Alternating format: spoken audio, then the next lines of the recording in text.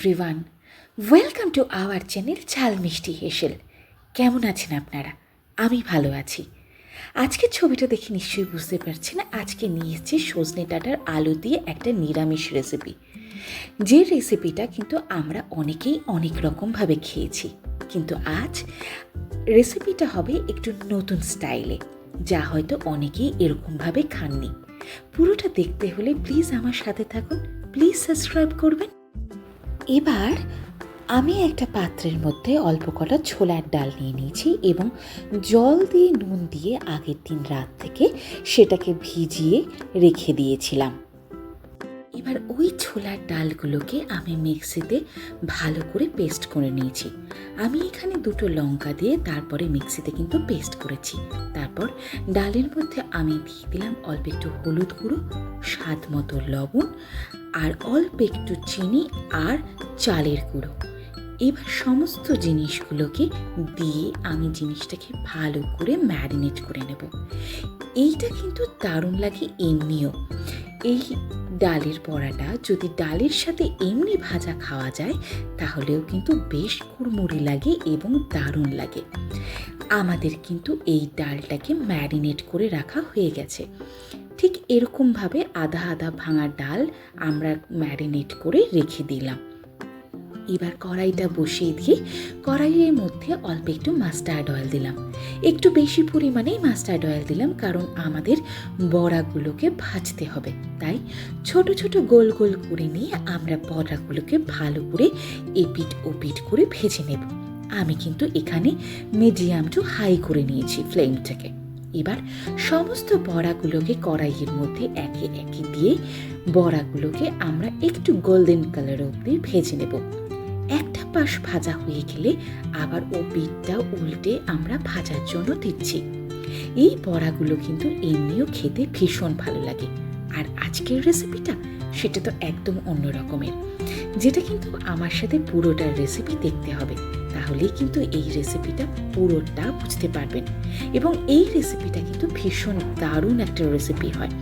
খুব কম সময়ের জন্য আপনারা যদি মনে করেন এই ডালের বড়াটা পেস্ট করতে হলে আগের দিন রাত থেকে ভিজিয়ে রাখবেন না, তাহলে প্রেশার কুকারে 2টো সিটি দিয়েও কিন্তু আপনারা হালকা একটু এটাকে বয়েলড করে নিয়ে পেস্ট করতে পারেন।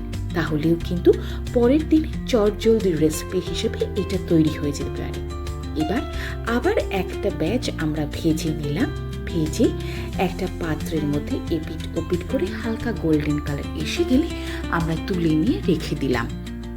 দেখুন কি ভাল লাগছে না? দেখেই মনে হচ্ছে একটা গরম গরম বড়া টুপ করে মুখে পুরে দিই। এটা কিন্তু ডালের সাথে খেতেও দারুণ লাগে।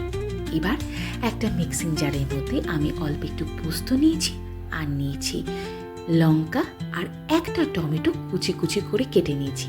আর হয়তো বা ইউটিউবে প্রথমবার দেখালাম আমি, যা পোস্তর মধ্যে অল্প একটু সুজি, যেটা কিন্তু গ্রেভিটাকে অনেক ঘন করে এবং পোস্তর পরিমাণটাও আমাদের কাছে অনেকটা পরিমাণে লাগে। এবার অল্প একটু মাস্টার্ড অয়েল দিলাম কড়াইয়ে, তারপরে দিয়ে দিলাম কালো জিরে। কালো জিরেটা একটুখানি চড়বড় চড়বড় করে আসলে এর মধ্যে আমরা সজনের ডাঁটার আলুগুলো যেগুলো কেটে রেখেছিলাম সেই আলু আর সজনের ডাঁটাগুলোকে এর মধ্যে দিয়ে দিলাম। সজনের ডাঁটা আমি এখানে 3টে বড় বড় সজনের ডাঁটা নিয়েছি, আর আলু এখানে আমি 2টো ছোট ছোট আলুগুলোকে এরকমভাবে অর্ধচন্দ্রাকারভাবে কেটে নিয়েছি। এবার সমস্ত জিনিসগুলোকে আমরা একটু ভাজতে লাগবো। ভাজার সময় এর মধ্যে দিয়ে দিলাম অল্প একটু হলুদ, যাতে আমাদের রান্নায় একটা সুন্দর কালার চলে আসে। তারপরে দিয়ে দিলাম স্বাদ মতো লবণ, যেটা ভাজার সময় যেন সমস্ত মশলার মধ্যে আমাদের লবণগুলো ঢুকে গিয়ে আমাদের ভাজাটা ভীষণ ভালো খেতে লাগে। এবার সব জিনিসগুলোকে আমরা ভালো করে একটু ভাজতে থাকবো। আমি এখানে কিন্তু পুরোটাই মাস্টার্ড অয়েলে রান্না করছি। আপনারা যদি মনে করেন কেউ রিফাইন্ড অয়েলে করবেন, করতেই পারেন। এরপরে এটা একটা ভাজা ভাজা হয়ে গেলে আমরা যে পোস্তর পেস্টটা করে রেখেছিলাম সেই পেস্টটা এর মধ্যে দিয়ে দিলাম। পেস্টটা দিয়ে এবার ভালো করে জিনিসগুলোকে একসাথে করে নেব। এবার সব জিনিসগুলোকে আমরা যখন একসাথে করে নেব তখন কিন্তু আমরা ফ্লেমটাকে মিডিয়াম টু লো করে নেব, নাহলে লেগে যাওয়ার একটা সম্ভাবনা থাকে। যেহেতু কম অয়েলে রান্না হচ্ছে। এবার এই সমস্ত জিনিসগুলোকে হালকা একটু ড্রাই বা হালকা একটু গ্রেভি অবধি এটাকে আমরা নাড়াচাড়া করতে থাকবো। যখন এই সমস্তটা গ্রেভি হয়ে যাবে তখন আমরা যে মিক্সিং জারে পেস্টটা করেছিলাম তার মধ্যে অল্প একটু জল দিয়ে এইটাকে ভালো করে সেই জলের মধ্যে দিয়ে দেবো। এবার জলটা দেওয়ার পর ভালো করে ফোটার জন্য অপেক্ষা করব। দেখুন আমাদের সজনে ডাঁটা কিন্তু ঝোলটা ভালো করে ফুটে উঠছে এবং বারে বারে একটু নাড়িয়ে ঘনত্বটা কিন্তু বুঝতে হবে।